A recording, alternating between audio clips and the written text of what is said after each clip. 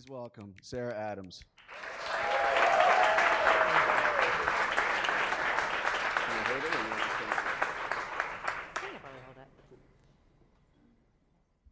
Good morning, everybody. This is quite the crowd. Usually when I talk in front of people, it's after a dinner, and this is nothing that I've really ever done before. So I'm very humbled with the attendance. I think it's incredible, and I see a lot of familiar faces, but also a lot of new faces, which is fantastic. Some of you may know I'm pretty into the Instagram, so we're currently Instagram living. I've got Rob over here kind of taping this whole thing. So if you know anyone that's not here but might want to listen to the talk, my social media handle is at Sarah with an H .p.adams, ADAMS. And yeah. When I started talking to Yvonne about doing Creative Mornings, we really tried to pick the right theme. We started talking in the fall, and he was like, here's what we have coming up the next couple of months. What really resonates with you? And when mystery came up, I was like, no problem. The past 2 years of my life have been a complete mystery. When I had been the sous chef at Fig for a long time, I was there for about 5 years. I moved to Baltimore and took a job that just wasn't right. It was a very lateral movement, but not the right move for me as far as the company I was working for. I was there for only about 9 months, went and did like a little summer thing. I flipped burgers on a dock in Maine and kind of had a little eat, pray, love moment. It was like, what am I gonna do with my life? Like, what comes next? And I came back to Charleston and talked to my mentors, and I was like, what do I do? I did a lot of staging, went to a ton of restaurants on the East Coast, and I just couldn't find a fit. And he was like, you're at the point in your life where you're not getting any smarter, and opening a restaurant is stupid, so open your own restaurant. He was like, the restaurant market in Charleston is really saturated, go somewhere else, go to Beaufort, go to Savannah, do something like that. When I got into all of the really nitty-gritty details of trying to find backers and really nailing down a concept, I found that I was doing things that I really didn't love. I was sitting at a computer, a desktop, a really old Dell. It was terrible because it was pretty bad. And I was like, I'm not cooking. What can I do to really make myself happy? And that's when the Bad Bitches concept kind of came up. I was like, I need something where I can cook for people on a regular basis to feed my soul, but continue to sit at a computer and find out if I have what it takes to really get out on my own. So that was, I think the first dinner was last May, and that was my first breakout under my own name. I'd done a lot under other people, but that was the first creative outlet I had where this is me, this is what I was doing. We did the first series of 6 dinners. It went insane. We had no idea how many people really wanted what we were giving. When we started it, it was pretty much just developing a concept around what we wanted. We sat around as women and we were like, what would we really want if we attended a dinner? And that kind of thing has kind of translated through everything that I've been doing over the past couple of years, and it's had its ups and downs. But what I really think that everyone could take away from this talk is telling everyone the things that people never told me. And with the age of unconventional business, I talk a lot about, none of us are gonna have the jobs that our fathers had. The economy is different, the world is different with social media and everything else. It's just nothing's gonna follow the rules that anyone gives you. So I'm gonna give you a little bit of advice just from me, and a lot of it's gonna be like, take this with a grain of salt. This is what I've learned, and I hope that you can at least apply 1 or 2 things to what you're doing in your lives, and maybe it will help. The first piece of advice is no one actually knows what they're doing. And it took me a long time to figure that out. The fact of the matter is, when you're starting your own business for the first time, you are starting your own business for the first time. A lot of things are broadcast, with social media. Social media is probably the best example of a double-edged sword. you can get out what you want to get out, but people feel like they have, kind of access to what you're doing, and they're very unforgiving. But in that respect, cut yourself some slack. People are going to have really high expectations of you, but know that not everything you can do is perfect. I know what, in my field, I'm a chef. That's what I do. I gave my entire 20s to figuring out how to perfectly season everything that was coming out of a kitchen. And I could do that, but could I run an Excel spreadsheet? Could I really manage people? Could I handle PR? Could I do all those things? And with food, I'm a perfectionist. And when I started doing things I wasn't good at, I got really frustrated, and people were, expecting me to, do it right. But do the best you can, cut yourself some slack, and know that there's a huge learning curve that you have, but, just kind of keep powering through. Another thing, which kind of touches back, everyone can tell you what works for them. Meet with everyone that you can. If you sit down and have a meeting with someone that you think they're cool, and they start talking about what they do, then you're going to get inspired, and you'll take away if you're lucky, you'll take away 50% of what they said, and you're like, this is fantastic. I got all of this information from you, but sometimes you'll only take away 10%, but that 10% is worth it. Just kind of keep talking. Another thing that I didn't think was real until, very recently, the past couple of years of my life, was fake it till you make it. Confidence is huge. If you believe in yourself, everyone else will believe in you, and there's nothing more true than that. If you think you are the best at something, let people know you are the best at something, and don't ever concede on that. I think that I know a lot of people in this room, especially because there are a lot of female business owners here, and I ran into a lot in my career the fact that no one knows what to do with you.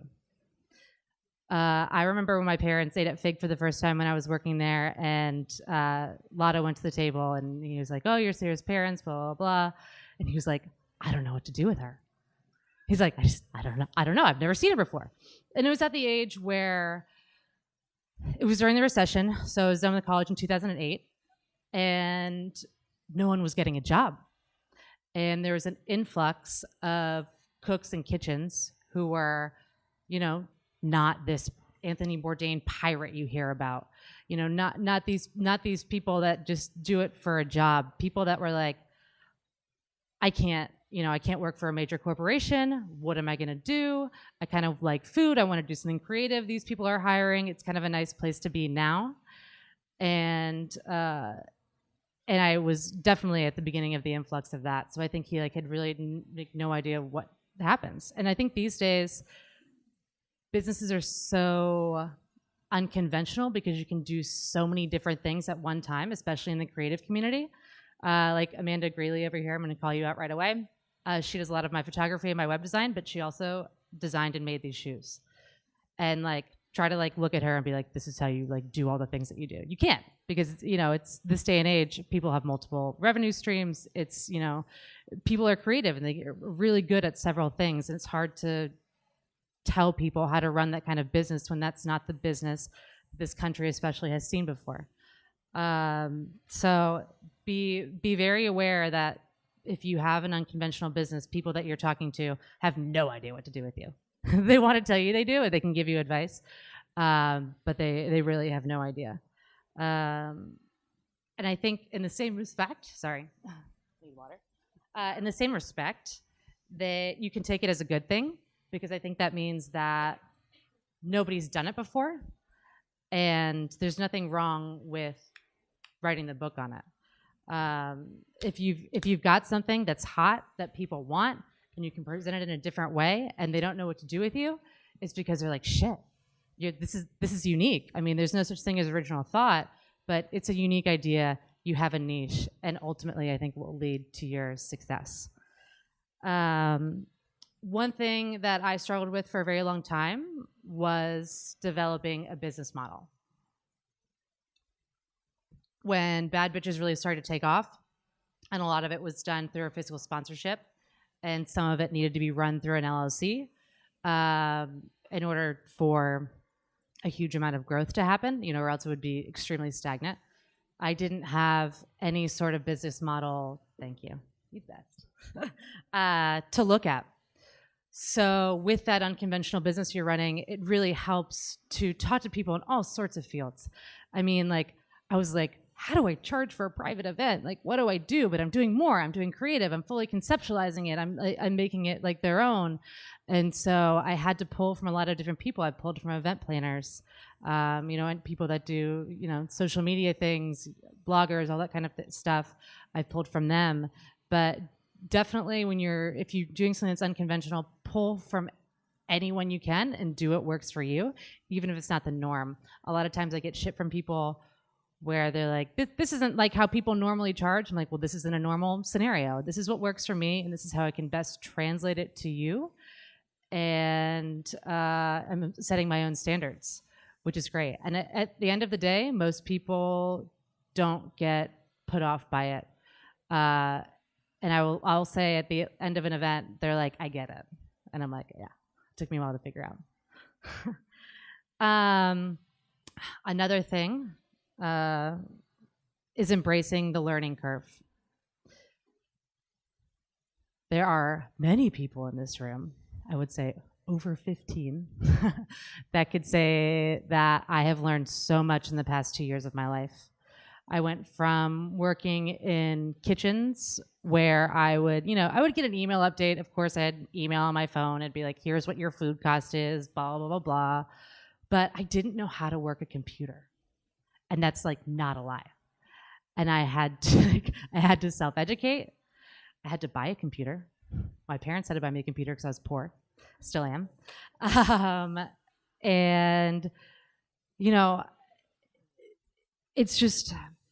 It's such a huge thing to have to invest in yourself and to really grow and to know your strengths and your weaknesses and embrace them. And I know that it's, kind of with most creatives, it's like you're good at creating. Everything else, you're really terrible at. You're terrible at spreadsheets. You're terrible at math. You're terrible at managing your own finances. Embrace it. Try to figure out how to do it. Do the best you can, and then find people who are good at it. Find people, who are good. Find a good accountant, which I need if anyone is one. Find someone who's really good at taking pictures and say, great. Like my Instagram is like, how do I make this picture look good? I take it in the same spot in my driveway every day, up the brightness, up the contrast, and I just ask people. That's literally what I do. But embrace that and know that it's just making you a more well-rounded person, and that it's going to be really powerful in the end, and it's really a cool thing to do.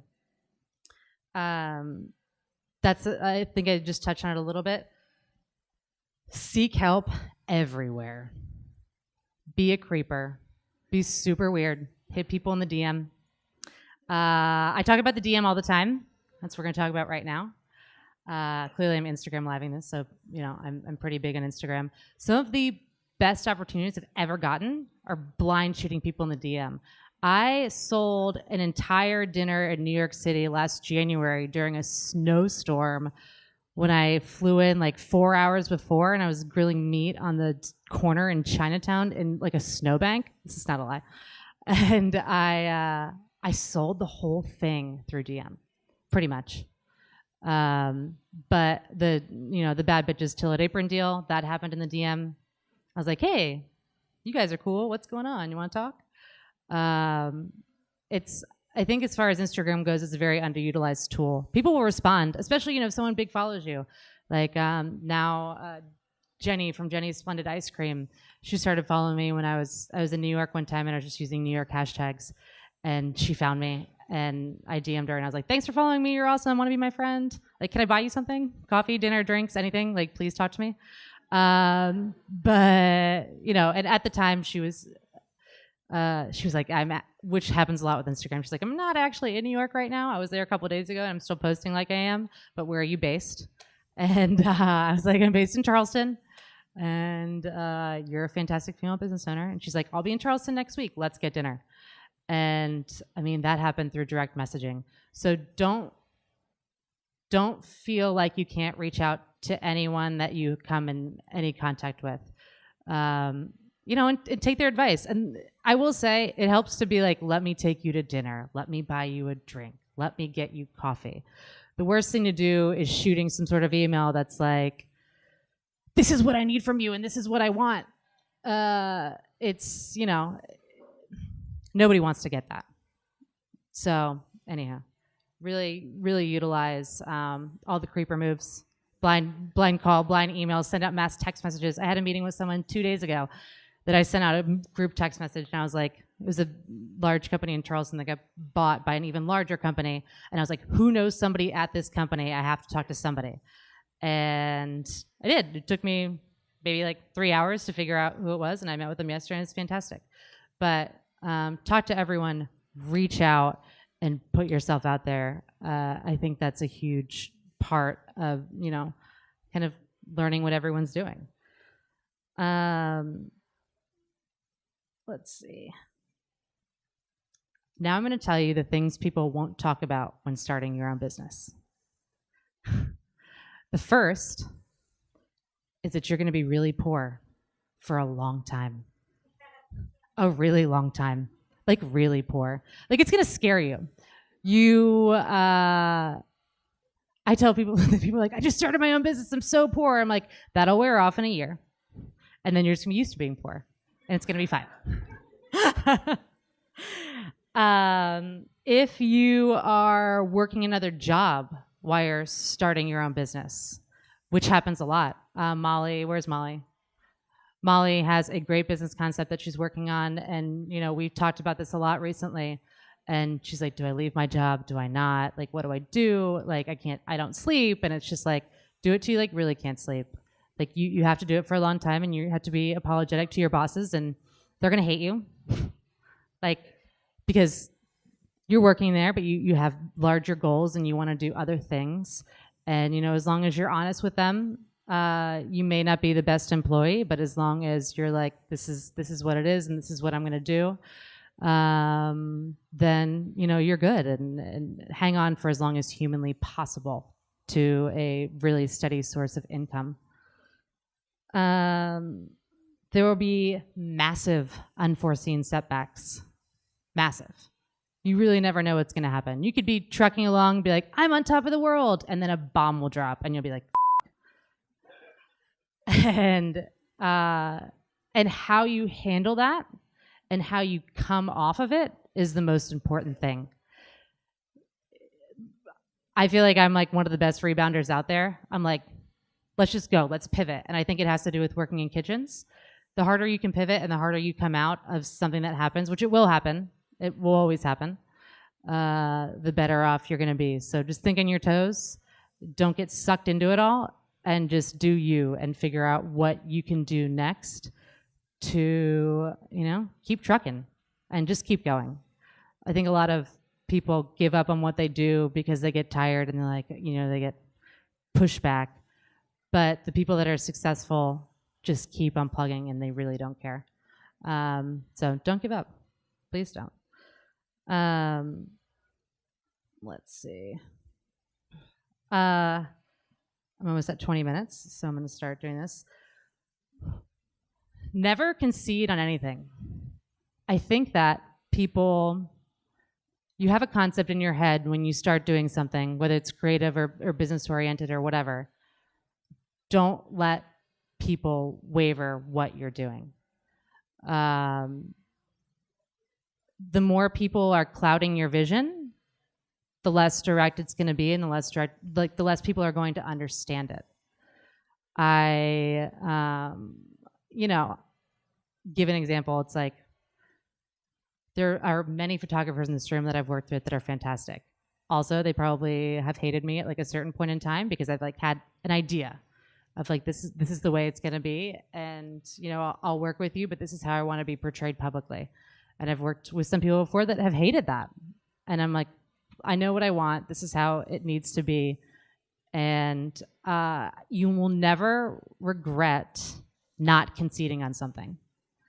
If someone tries to waver your opinion and you change it because of what they think, then that's what you're going to regret. But I've never regretted standing my ground. Never once in my life have I ever regretted standing my ground, whether it's in an equal pay scenario. I mean, I was classic. When I worked at Fig, I was classic for being like, am I going to get this promotion because I deserve it? And if there's a glass ceiling here, I'm going to leave. And the next thing, and this is years ago, and the next thing you know, there's a whole staff meeting on glass ceiling and how it doesn't exist. But it's one of those things. It's, stand your ground, let people know what you think, let people know what you want, whether it's a raise, creative, whatever it is, just stay the course, be an asshole about it, because the second you let it all kind of go down and let somebody else control it, that's when you're entering into regret, and you just really don't want that. I would say, so about a year ago, I probably could have not sat in front of you. I'm a pretty private person. I'm a cook. They are very interesting humans. They don't have a lot of interaction with the outside world. You're used to your jargon, you're used to this, you're used to that, and you're used to service, and that's what you love.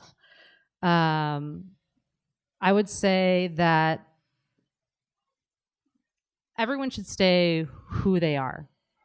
Like, I still think in my head, I'm just a cook. I force myself, not force, I coax myself, I trick myself into getting up here and doing things like this. And even I was talking to these guys at Live for Folly earlier, and I was like, I can't take a selfie unless I've had a shot of tequila. It's just whatever. But stay yourself. It's easy. Don't try to be someone you're not. It's really inconsistent, and it's hard. It's hard to be what other people want. If you're unapologetically yourself all of the time, not only is it easy to maintain, but it's much easier for people to fall in love with you and do what you do, because it's coming from such a place of honesty. From the beginning of Bad Bitches Things until now, being myself and being honest with everyone around has been the most powerful thing, making yourself vulnerable. People don't want to walk into something and think they're getting bullshitted or whatever, or have a product that's disingenuine. Everyone in the scenario is going to be happy if you just do what you should be doing and are yourself and kind of rock with it, play in your strengths and empower your weaknesses. But that's kind of about it. I think I almost hit 20 minutes on the nose. I would really like to thank everyone with Creative Mornings. They've been fantastic to work with. I had some of the girls over to my house the other day for bacon and coffee and pastries from Harris Teeter, and we took some really great pictures. And Yvonne has been fantastic. Anywho, I made everyone a snack pack. It's a bougie snack pack. It is a buttermilk panna cotta with raspberry gelée and a little breakfast granola on top. It is pecans, almonds, and all sorts of other stuff. The recipe for granola is up on my website, sarahpadams.com. So if you want to make that again, I can't give you the panna cotta recipe, I'm sorry, but I will give you the recipe for the granola. Also, thank you for everyone who has filled out the survey that I sent you last night on SurveyMonkey, because I want to know things. If you're willing to come to hear me talk for almost 30 minutes now, then maybe you would eat my food someday. So I decided to send you all a survey.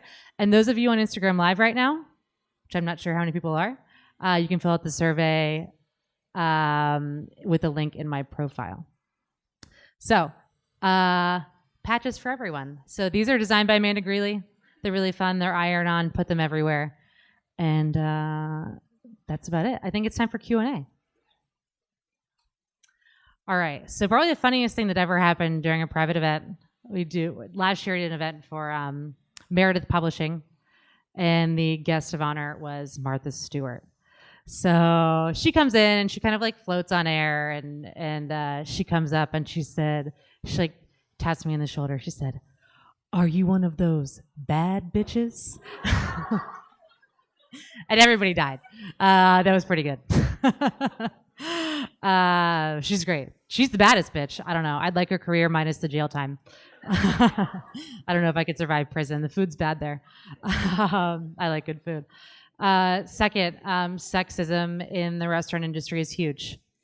I would say the easiest advice, back of house, obviously, work for someone that talks to you like they talk to everybody else.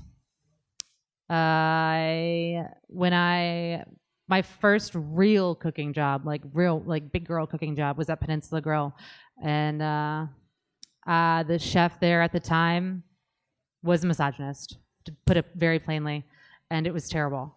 And I left there and I went to Argentina for a little while, cooked in a vineyard, and when I came back, I was looking for some place that I could stay and learn and grow. And I went to work for Mike Lotta, between Lotta and Stanhope. If they're having a conversation about a dish and I walk into it, their tone doesn't change. They're talking to me like they're talking to everybody else. And when I took that job there and I looked in the kitchen and I saw how many other women they employed, I knew that was my home and that the opportunity was there. Unfortunately, that doesn't exist everywhere. So I think my best advice, until things change, keep fighting for the change. Bring up the subject, talk about it a lot. I've always talked about it a lot. If you deserve something, you deserve it. If you deserve to be treated in a certain way, you do. And if you get treated like shit, bring it up. I've been called every name in the book. Some to my face, some not. But, really the employer is huge. And, you'll know by the tone of their voice, by the way they look at you, by the way that they treat the rest of their staff, if that's the right person to work for and if they're going to give you that opportunity that you deserve. So. Anybody else? Yes, Archie. No. That was fun. They were terrible. No, that was my full-time, not paid job for a very long time, with the press involved. And I think, at the end of the day, you're having an event every month. They get, super crazy. Maybe we'll pull one out, sometime. But the problem is they were doing two things that weren't great: taking women out of kitchens, which they need to be there working and doing their thing. They were, taking women from their jobs. They need to stay there. And they, were raising money for a good cause, but there is no money in food and beverage. Everybody knows that. The margins are terrible. The event margins are bad. So I've recently joined Les Dames, I guess, in September. And I'm pushing them too. There's events for fundraising is awful. Everybody's doing it. There's an event every night. People are placing different values on it. There's more ways to raise money that are smarter and scalable. And events just isn't one of them.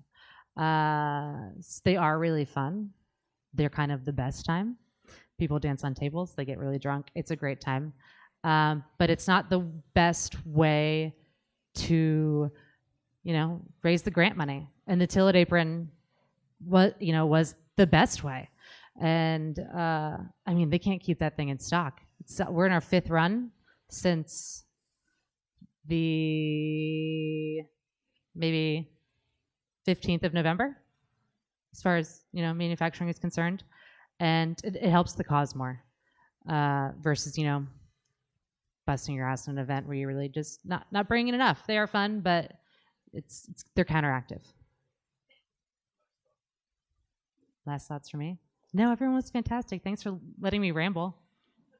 I tend to get long-winded. Thank you, Sarah.